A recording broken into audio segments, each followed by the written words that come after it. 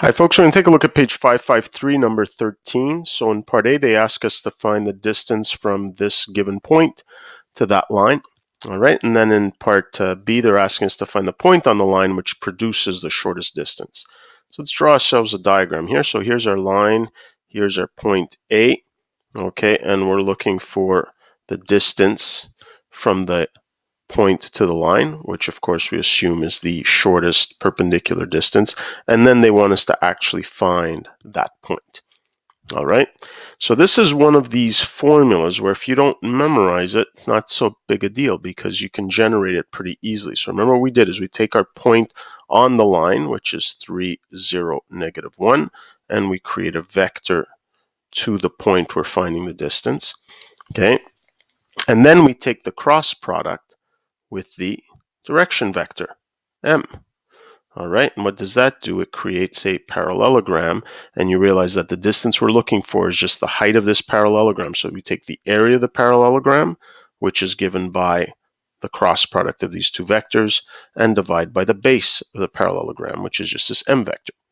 All right, so the distance is given by, so I'll just use the, even though we're calling these different names, I'll just use the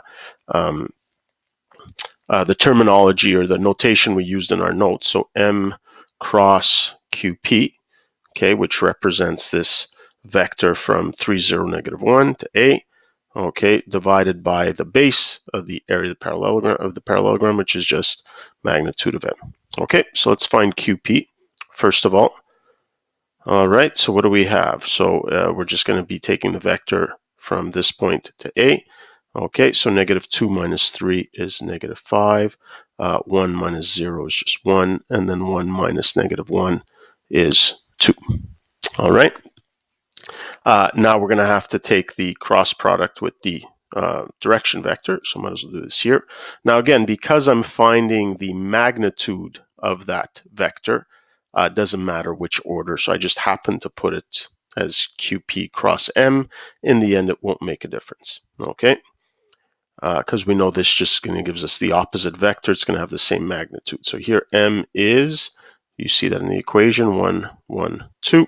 So here let's put -5 and 1. And what do we have here? Well, we have 2 minus 2 is 0. Here we have 2 plus 10 is 12. And then here we have -5 minus 1 is -6. All right. So had we done it in this order, it would have just been 0, -12, 6, same magnitude. All right, so here we have the magnitude. In fact, I'll put in the opposite vector of 0, -12, -6, just so that I stay consistent, over the magnitude of my vector m, which here is going to be 1 squared plus 1 squared plus 2 squared, which is 4. So here, what do we have? We have the square root of 12 squared is 144, and then plus -6 squared is 36, all over square root of 6. So that gives us 44, 74, 80. So square root of 180 over square root of 6, which of course we can simplify. 180 divided by 6 is 30. So square root of 30. Okay, so there's our distance. This distance here is the square root of 30. All right, so now let's go to part B, where we want to actually find this point. Okay, now there's a few ways in which we can do this.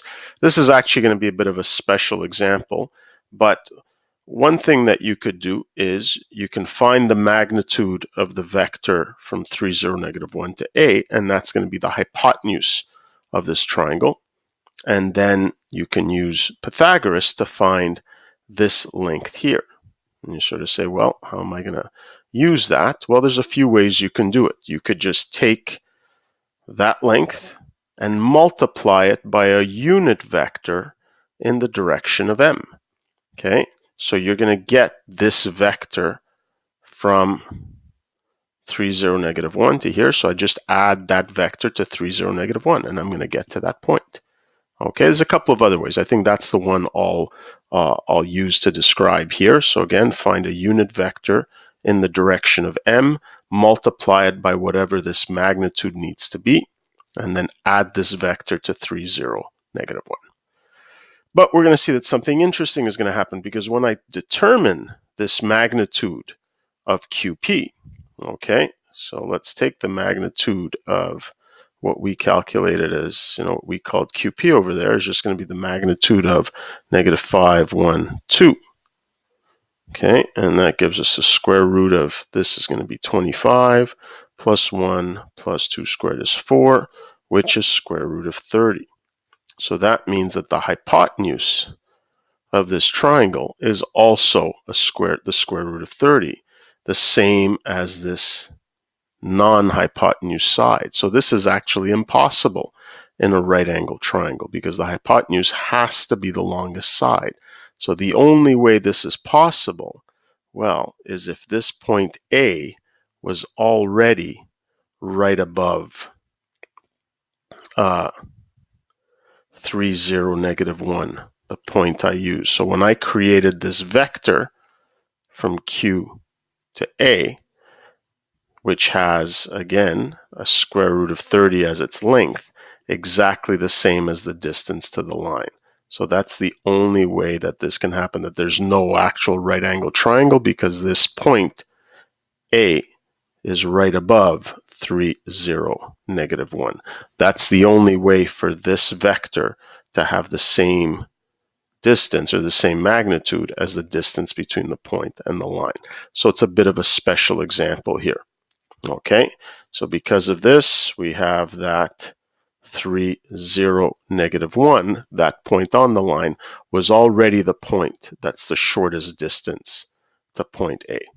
Okay, so that's, again, a very special scenario, but I gave you a sense as to how you might solve that otherwise. Okay, that's it for this one.